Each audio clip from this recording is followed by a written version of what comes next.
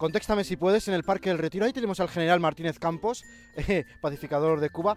Y, atención, familiar indirecto de Pablo Sánchez, historiador. Se confirma, ¿no? Sí, es un pariente indirecto de mi familia, eso es. Pero hemos venido a hablar de... Hubo un 15M. En 1854, Pablo, nos lo vas a contar, ¿no? Sí, os voy a contar una especie de 15M, nosotros lo llamamos el otro 15M. Bueno, cuéntanos, ¿cómo fue ese 15M? Bueno, 1854. Tiene que ver con un contexto que se parece al actual tanto en términos formales, pero claro, con diferencias gigantescas, ¿no? En términos sustantivos, un gobierno conservador de 10 años que está corrompiendo la política completamente, las líneas de corrupción llegan hasta la familia real, hasta la casa real. Por otro lado, una movilización popular en ciernes que se pretende canalizar en contra de esa situación y en un momento dado, después de una especie de asonada militar que fracasa a las puertas de Madrid, la famosa Vicalvarada, una reyerta entre soldados insurrectos y otros que defienden la corte, hay un momento de impasse y finalmente el 17-18 de julio, otra fecha simbólica interesante, la población de Madrid se levanta porque ha habido una caída de gobierno, pero que pretende simplemente convertirse en una sustitución del gobierno existente por uno nuevo, pero del mismo color. Cuando ya la situación de crisis, de acoso a la esfera pública, con una especie de también ley mordaza que está prohibiendo a los periódicos exponer sus noticias cotidianamente, hay una manifestación popular a la salida de la Plaza de Toros, de una corrida de toros que entonces estaba al lado de la Puerta de Alcalá, un recorrido por la calle Alcalá y una llegada a la Puerta del Sol en la que se solicita a la guarnición militar que está apostada ahí y después también en la Plaza Mayor a la guarnición militar y en este caso de guardias civiles que se rinda para abrir un periodo digamos constituyente. Desde el principio la movilización popular reclama que la crisis de gobierno sea algo más que una crisis de gobierno y esa manifestación se va convirtiendo progresivamente en un levantamiento popular porque la corte, el Palacio Real envía tropas y empieza a haber enfrentamientos callejeros entre los ciudadanos, las clases populares sobre todo, pero ciudadanos madrileños en general. Empieza a haber una resistencia y empieza a haber disparos y muertos.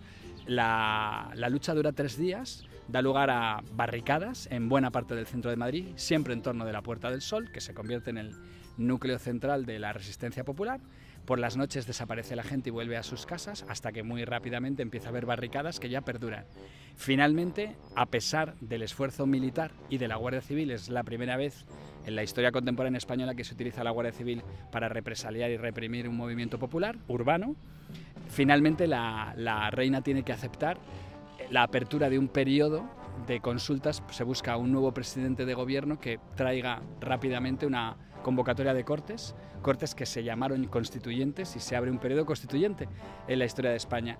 Pero lo interesante es que la persona a la que se llama gobernar es un viejo político de la etapa anterior, bastante radical para lo que son, digamos, las composiciones parlamentarias de época, un progresista, el general Baldomero Espartero, el duque de la Victoria, que es una figura mítica muy popular, pero hasta que llega a Madrid, que tarda más de una semana, el poder popular se mantiene en la ciudad con sus barricadas y además, muy rápidamente, la corte y el nuevo gobierno provisional intenta desarticularlas y crea una especie de gabinete de crisis que se lo concede a otro militar bastante progresista, una figura también popular que pretende que se desmantelen las barricadas y el poder popular, y eso lo consigue en la zona de alrededor de Sol, donde se han colocado las primeras barricadas, pero en cambio ha aparecido un poder popular autónomo en torno de la Plaza del Progreso y de la Cebada, es decir, las puertas del actual Lavapiés, y ese poder popular se mantiene la semana entera, no concede las armas, y digamos mantiene sus propias estructuras de autogestión y autogobierno. Por primera vez aparecen 2 partidos nuevos